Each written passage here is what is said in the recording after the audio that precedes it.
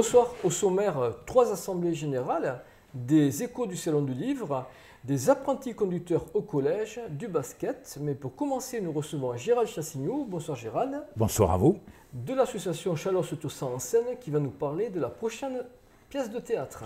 Eh bien oui, je viens vous retrouver donc dans ces beaux locaux de Canal Achat pour vous parler de Chalosse-Toussaint en Seine et effectivement de la pièce de théâtre qui va se jouer à Peyre, donc le 13 mars 2020. Est-ce que tu peux nous parler de la pièce ? Oui, je peux vous parler de la pièce, bien entendu. Donc il faut savoir que cette pièce va être jouée à partir de 20h30. Allez, on va dire 20h45, on va respecter le quart d'heure hollandais. Et ensuite, donc, on reçoit une troupe de Carcarès-Sainte-Croix qui s'appelle Une famille en héritage. Carcarès-Sainte-Croix, c'est à côté de Tartas. Et donc, qui va nous jouer, je me répète un peu, Une famille en héritage. C'est une pièce drôle, évidemment. Hein, on en a bien besoin actuellement par rapport à tout ce marasme qu'on subit malgré nous. Donc, écoutez, venez nombreux et nombreuses nous rejoindre pour passer un bon moment, pour éclater de rire quelquefois. Voilà, tout ça, ça se passe à Peyre. Ça se passe à Peyre le 13 mars 2020. Est-ce que tu peux nous rappeler les tarifs? Comment on peut... Les tarifs, c'est simple. Donc, le billet d'entrée est à 10 €. Vous pouvez également vous acheter un pass de 10 billets pour 80 € que vous utilisez le soir même en faisant plaisir à des amis éventuellement. Ou alors vous les gardez pour la saison prochaine tant que la saison 2019-2020 n'est pas finie. Est-ce que tu peux nous parler un petit peu, sans dévoiler l'histoire, de quoi va parler la Oui, en 3 mots, oui. C'est toute une famille qui se retrouve à rechercher dans un grenier un hypothétique héritage. Donc, on imagine un peu ce qui va se passer quand il s'agit d'héritage. Comment je vais dire ça, moi? Il y a quelques brouilles, sans doute, entre les éléments de la famille, oui. D'accord. Bon, Gérald, est-ce que tu peux nous rappeler le lieu et la date, si tu veux bien? Voilà, donc je rappelle le lieu, donc ça va se passer à Peyre à partir de 20h30. Donc vous serez accueillis par toute l'équipe Chalosse-Toussaint en Seine et son président Henri Ternus. D'accord, donc pour la date, donc, c'est le vendredi? C'est le vendredi 13 mars 2020. Ça marche. Merci Gérald. Merci à toi, merci à toute l'équipe de Canal Achat. Vendredi soir, à la gare, le comité des fêtes de Agenmo tenait son assemblée générale. Laurent Bergès, président du comité des fêtes, a commencé par remercier son conseil d'administration ainsi que tous les bénévoles pour leur implication dans l'animation de la ville tout au long de l'année. Il a également remercié la municipalité d'Agenmo, représentée par Madame Pascale Requena, pour son soutien financier, mais aussi logistique, notamment au moment des fêtes d'Agenmo. Les responsables des différentes commissions se sont succédés à la tribune pour informer l'Assemblée des actions réalisées en 2019. Gérard Fortage pour la commission course landaise. Le concours landais a connu un succès croissant grâce à la nouvelle formule. Gérard a également rendu hommage à M. Pierre Borde, grande figure coursaire agenmosienne. Il nous a rassurés, le concours landais aura bien lieu lors des fêtes 2020. Yannick Dubernay pour la commission restauration. Cette année, le comité des fêtes a innové en installant un chapiteau à côté des arènes. 3 repas ont été assurés et ont répondu aux prévisions. Malheureusement, le coût de la location du chapiteau ne pouvait être couvert par ces 3 repas. C'est ce qui explique la perte sur ce poste. Pour 2020, le nombre de repas sera augmenté. Cédric Desmier pour la commission sport. Il y avait du football américain prévu au programme des fêtes 2019. Le match a été annulé suite à la défection d'une équipe. La course et la marche pédestre ont été bien suivies. Alain Dufaux pour la commission taurine. Environ 150 personnes se sont rendues aux arènes pour la KPA. La novillada non piquée a connu une jolie progression, ainsi que la novillada piquée. Les troupeaux sont renouvelés pour 2020. Jérôme Destayats pour la commission cavalcade. Manifestation familiale, festive et conviviale, la cavalcade a connu un immense succès. Un remerciement tout particulier est allé aux chauffeurs des tracteurs pour leur dextérité au milieu de la foule. Bien sûr, il a été rappelé que la cavalcade ne serait rien sans l'investissement des différents quartiers et de l'équipe de la Reine des Fêtes. Séverine Léturgé, commission Fête des enfants. Comme chaque année, les enfants ont répondu présent et se sont beaucoup amusés. Cependant, la commission va, en 2020, faire évoluer cette animation afin de la rendre encore plus attractive. Éric Via, commission buvette. C'est l'activité la plus rentable du comité des fêtes. Cependant, faute de bénévoles, la buvette est fermée de temps en temps. Il faut donc que des bonnes volontés se manifestent. Tout bénévole peut être buvetier. Jean-Claude Catu, commission sécurité. Les fêtes 2019 n'ont pas connu d'incident majeur. Cependant, le poste sécurité devient très lourd avec ses 20 vigiles, son personnel médical de plus en plus difficile à trouver. Colette Castera, commission bal-musette. Le bal-musette de la Saint-Valentin, en février, a connu une progression intéressante. C'est la raison pour laquelle le comité des fêtes a décidé d'organiser le bal de l'automne en novembre. Le nombre de participants a explosé. Cela dénote une certaine qualité dans les prestations offertes, orchestre et repas. Julie Vivier, commission communication. En juillet, le comité des fêtes a créé son site internet, le premier dans les Landes. Il faut utiliser les moyens de communication actuels pour être vu. Gilbert Dubernet, commission porte. Pendant les fêtes, les arènes occupent beaucoup de bénévoles. Il ne faut pas moins de 35 bénévoles aux portes pour assurer la sécurité du public. Benjamin Alba, trésorier. Cette première année pour cette nouvelle équipe a généré beaucoup de satisfaction, mais génère également un léger déficit. Les ressources propres permettent d'assumer cette perte. Pascal Requena, représentant la municipalité, a remercié le comité des fêtes pour son investissement et sa créativité. Elle a assuré le comité des fêtes de son soutien personnel et de celui sans faille de la municipalité. En conclusion, Laurent Bergès, avant le verre de l'amitié, a fait le souhait que les fêtes 2020 soient aussi réussies que 2019, malgré les deux grosses manifestations concomitantes, les fêtes de Bayonne et Musique à la rue de Luxeuil. Pendant toute la semaine, les élèves de 3e s'initient au code de la route et à la conduite. Cette semaine, au collège, les élèves de 3e bénéficient d'une opération intitulée 10 de conduite.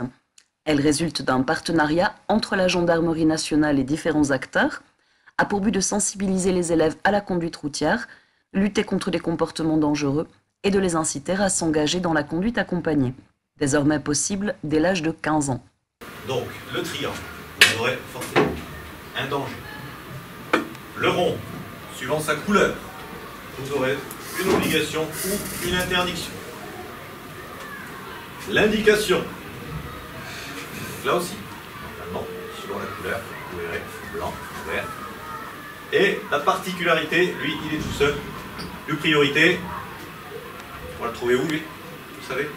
Il vous parle ou pas? C'est dès le passage? Exactement. L'intervention est assurée par la brigade motorisée de Saint-Vincent de Tyrosse et se déroule pour chaque groupe en 2 temps. Une partie théorique propose une session de code, avec une initiation aux panneaux de signalisation, leurs formes et leurs couleurs, et un examen de 20 questions. Les élèves y répondent par boîtier électronique, puis bénéficient de la correction et d'explications. Il est en outre question des causes d'accidents, et plusieurs brèves vidéos sont diffusées, notamment des témoignages d'accidentés de la route, qui incitent instamment à la prudence et à éviter tout comportement dangereux, insistant fortement sur les dangers de l'alcool et de la prise de stupéfiants. Une partie pratique offre aux élèves de s'initier à la conduite au volant de véhicules équipés sur un parcours installé place des Arènes. J'arrête tout, tu t'installes. C'est bon. Non, la ceinture. La ceinture. Ceinture, les rétroviseurs, ça te va? Sinon, les règles? Non, ça va. Alors, pour la démarrer, tu débrailles ton pied gauche sur l'embrayage. L'embrayage, voilà. Start-stop.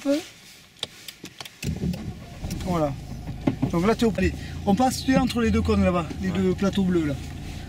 Vas-y, Jérôme. Ah, voilà.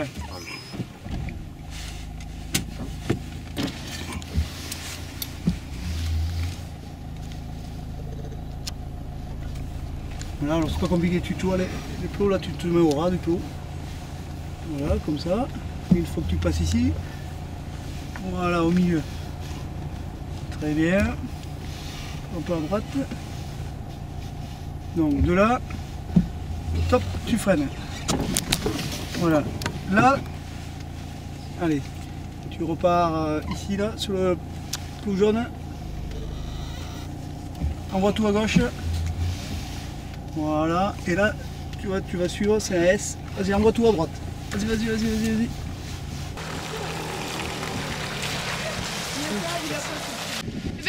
Déjà, c'est compliqué. Pourquoi? Parce que je sais pas vraiment comment ça fonctionne. Du coup, c'est compliqué et difficile à comprendre la première fois. Mais sinon, c'était bien parce que tu connais un peu plus les codes et tout ça. Pourquoi? Parce qu'il faut savoir la pédale de frein et l'embrayage. Vendredi matin, les 2 élèves les mieux évalués de chaque classe concourront lors d'une finale. La Gaule Agenmosienne a tenu son assemblée générale dimanche matin, assemblée générale précédée du traditionnel casse-croûte. A noter que Jacques Marsan, son président historique, a dû cesser ses fonctions pour raison de santé. Bonjour Monsieur Marie-Thérèse.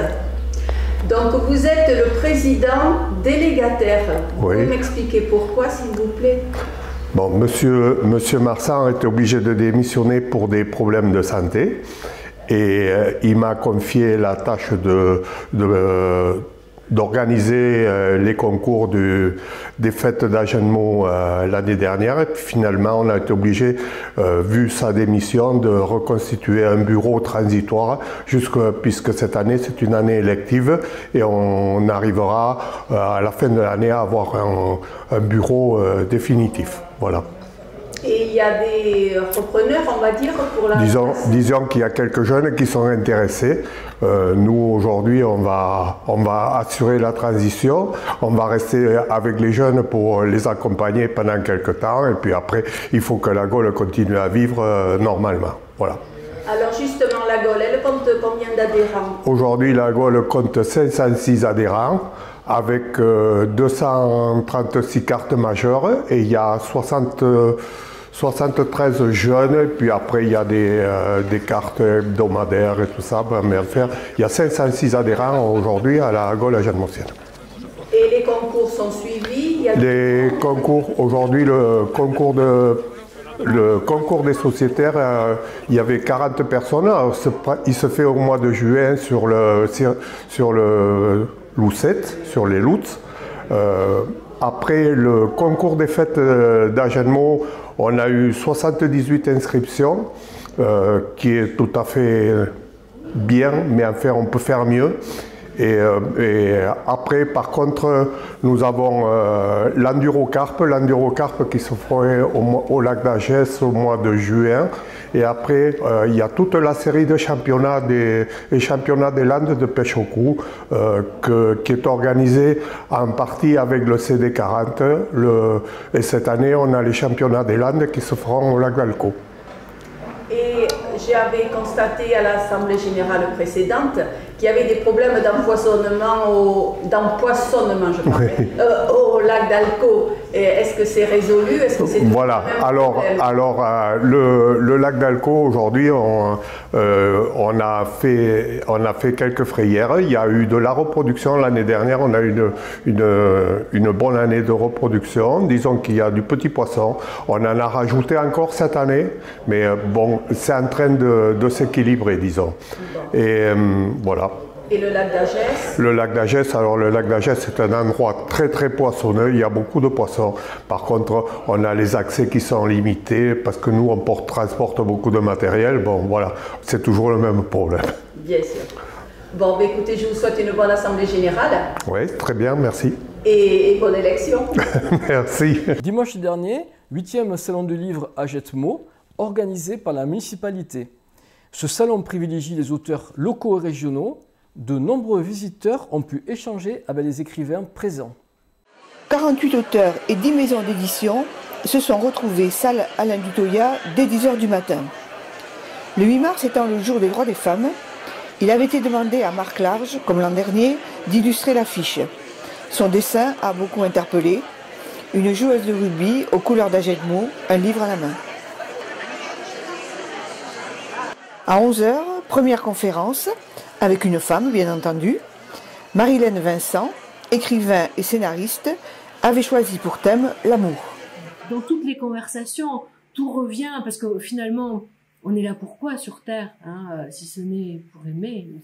On a un besoin d'aimer comme de respirer. Au départ, c'est une énergie, c'est une attirance. Je disais tout à l'heure, voilà, on est aimanté, on a tous connu ça, du moins je vous le souhaite, hein, mais on le voit dans les films, mais c'est ce qui plaît aussi le plus. Tout le monde en parle dans les livres, dans les films, de tout temps.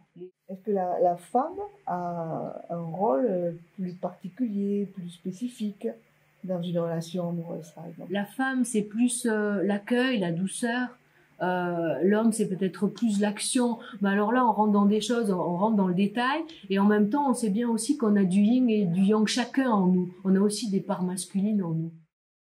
L'amour, je dirais que c'est l'abondance. Vous voyez la différence de l'argent, par exemple. L'argent, je le partage. J'ai 100 €, je le partage, à un moment donné, j'ai plus d'argent. L'amour, vous partagez l'amour, vous en donnez à votre mari, vous en donnez à votre enfant, vous en donnez à vos voisins, mais l'amour se multiplie parce qu'eux-mêmes on est riche d'amour, ouais.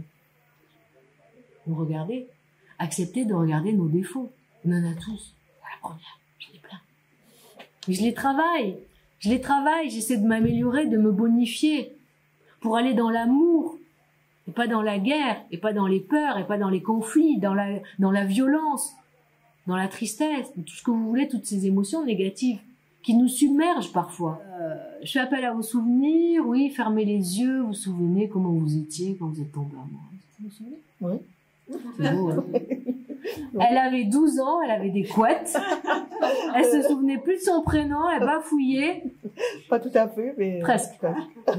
Merci. Donc, quand vous interrogez les personnes qui sont à 2 doigts de mourir, qu'est-ce qu'elles disent? Elles disent « Je regrette de ne pas avoir suffisamment dit « je t'aime ». Une phrase de Jacques Brel qui dit « Parler d'amour, c'est remettre l'essentiel au centre ».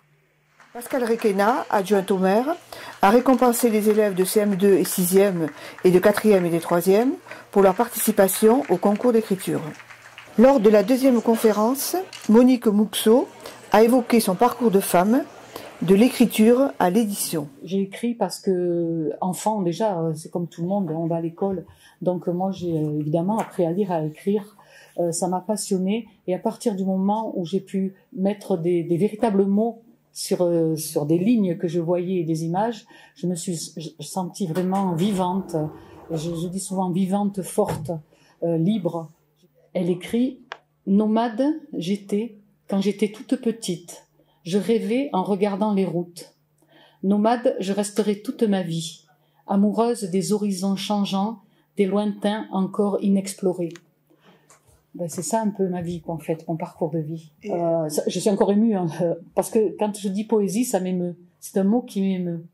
Et avec la poésie, en 3-4 mots, vous pouvez exprimer beaucoup de choses, mais la poésie, c'est aussi un regard, c'est aussi un geste, c'est aussi une attention.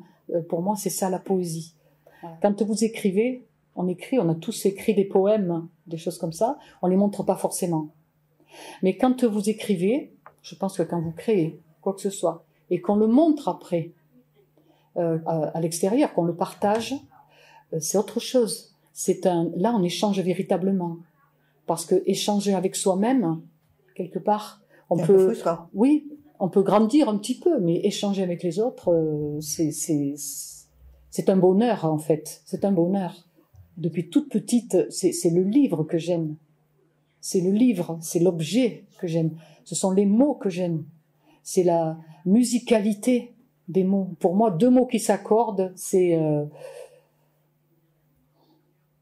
beau. Enfin, je sais pas comment l'exprimer, même tellement c'est beau, quoi. Pour moi, c'est ça qui va amener autre chose. J'aime aussi les couleurs, j'aime tout ça. Donc moi, je m'estime privilégiée parce que je réalise un rêve, parce que j'ai la possibilité aussi, parce qu'il y a mon mari derrière, c'est vrai aussi maintenant, qui me permet de travailler presque à fond perdu.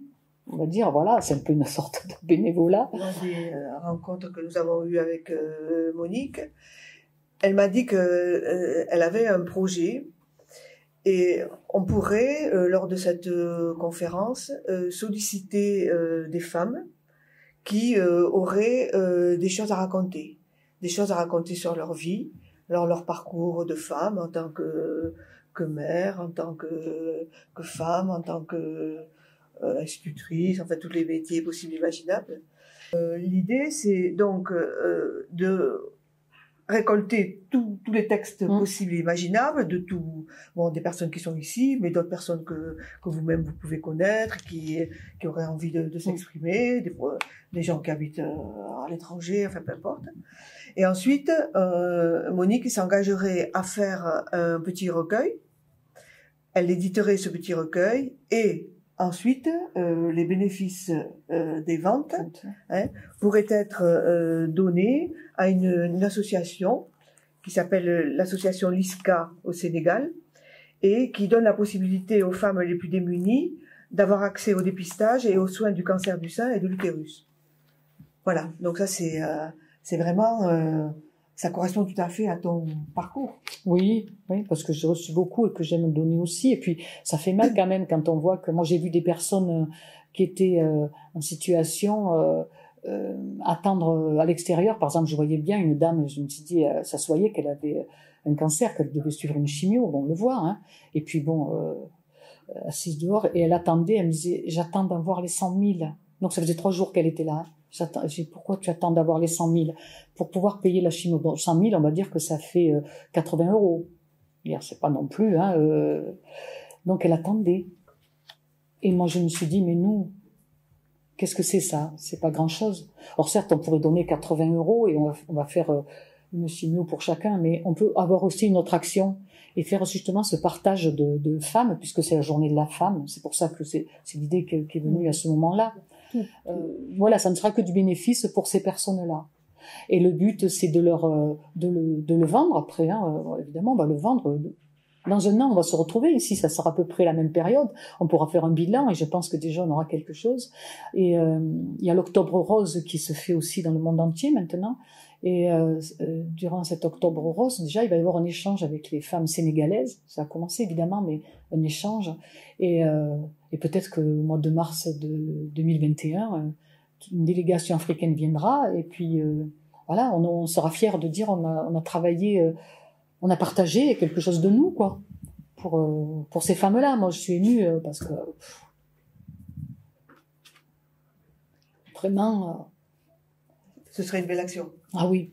Bien, écoutez, je vous remercie. Merci Monique. Merci à vous. Hein. Vendredi soir, le club de golf de la Cité Verte tenait son assemblée générale. Bon, avant de commencer notre trajet, nous devons avoir une pensée pour deux de nos compagnons de jeu qui nous ont quittés dernièrement. En préambule, le président Jean-Claude Zéphirin demande 1 minute de silence pour Francis Segas, décédé en octobre, et Jean-Paul Pluvinage, décédé en février, 2 joueurs assidus du club.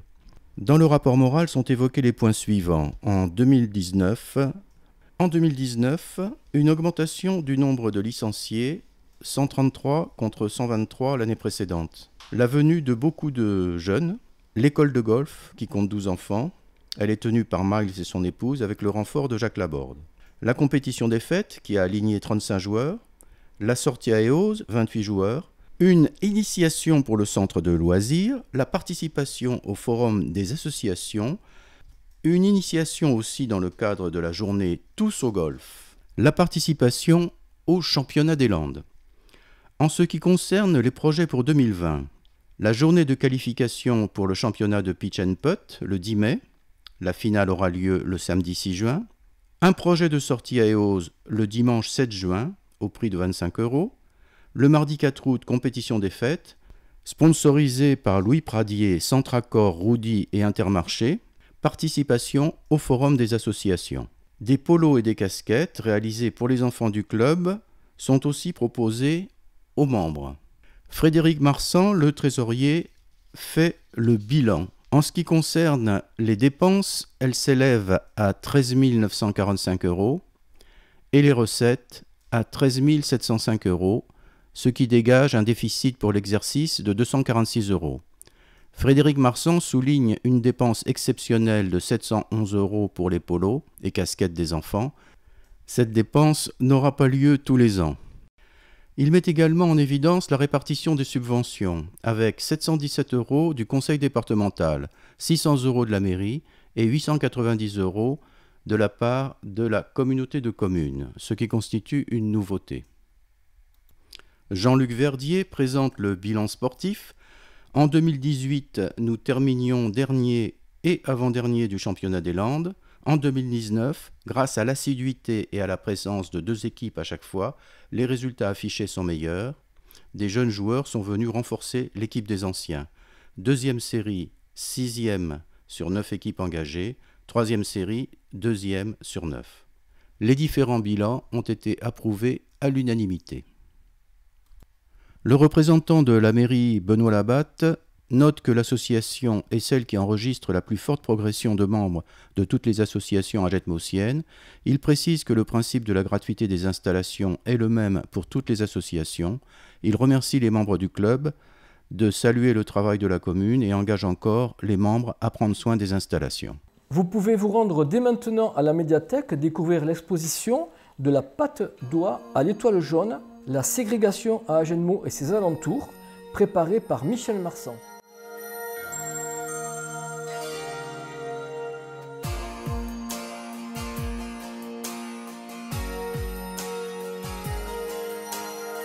Cette exposition se tiendra jusqu'au 28 mars. Samedi 14 mars à 14h30, Benoît Cursante, professeur de langue romane et de littérature médiévale, directeur de recherche au CNRS, présentera son ouvrage « Les cagots, histoire d'une ségrégation ». Ses recherches s'orientent vers l'anthropologie historique, en particulier dans l'Ouest pyrénéen. En préambule, Michel Marsan présentera son exposition.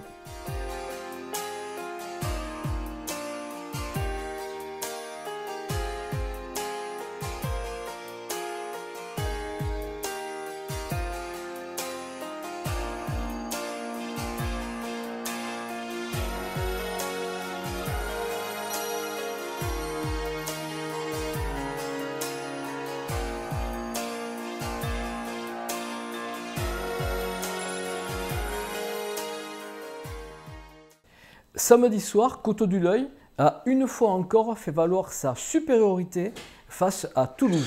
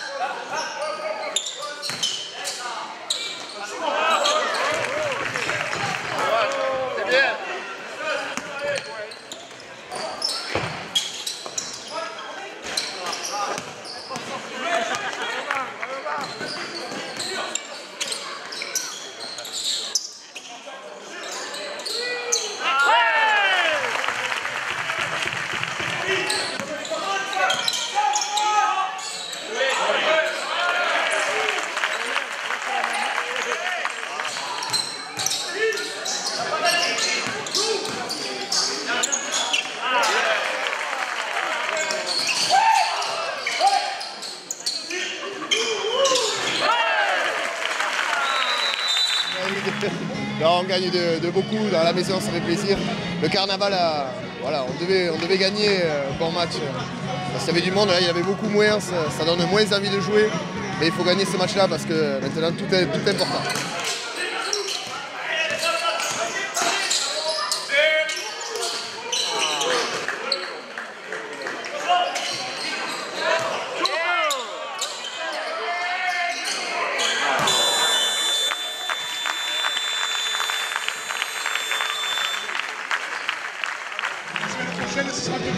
Ça sera plus dur avec une équipe qui aura peut-être plus d'envie, locale, c'est chez eux.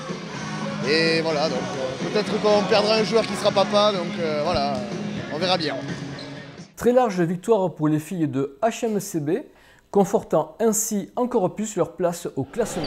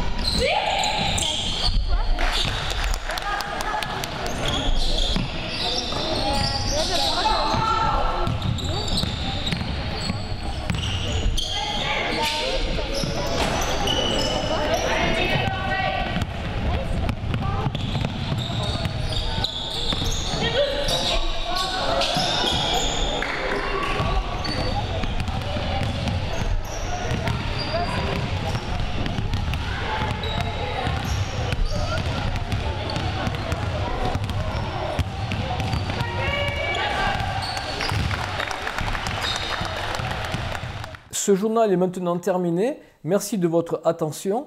Pensez à partager, pensez au pouce bleu. À la semaine prochaine.